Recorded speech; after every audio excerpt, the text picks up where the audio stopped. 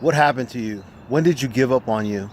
Think about life today compared to life when you were a child. Think about all the desires you had when you were younger and all the things that you wanted to do. When you're young, you go out there and you have a desire to crawl, you have a desire to walk, you have a desire to talk, you have a desire to do every single thing that you set your mind to, and you don't give up until that stuff is done.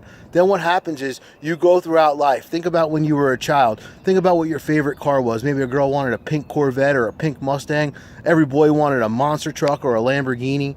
And then life goes on and, you turn 15, 16 years old. Now you got to start thinking, I'm just going to get a reliable car because, I just need to get to point A to point B because I didn't save any money. I didn't do anything worthwhile to go out there and fulfill that part of my dream. Then you hit 18 and college comes. If you don't go to college, you get a job. And most people who go to college are confused. They have no idea what they're going to college for. And when they come out of college, they don't even participate in anything they studied in.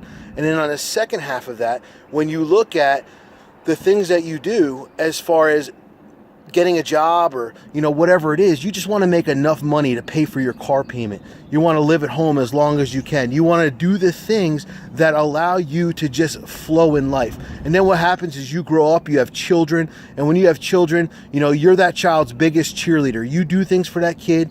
You want them to walk, you want them to talk, you want them to do everything, and you're their biggest fan. You're cheering them on. They go on to play sports. You're sitting in the sidelines and you're screaming, come on, do everything that you can. You're the best, and you're their biggest fan. But what happened to being your biggest fan? What happened to doing the things that you want to do? Now you just want to put food on the table. You just want to support their dreams because your dreams have went down. So when you look at some of the most successful people in the world today, they didn't hit their greatest points of success until they were 40, 50, 60 years old. But one thing I'll tell you is they didn't give up. And if they did give up, they came back. So when are you going to come back? When are you going to start dreaming for yourself, being the biggest fan of yourself, and allowing yourself to become who it is that you were destined to be?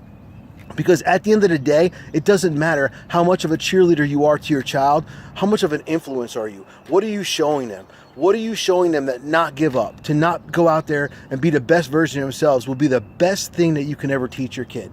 So at the end of the day, don't forget who you are. Don't forget who you were. It's never too late. Come back and make a difference and be a difference maker. Because understand one thing, we die every single day.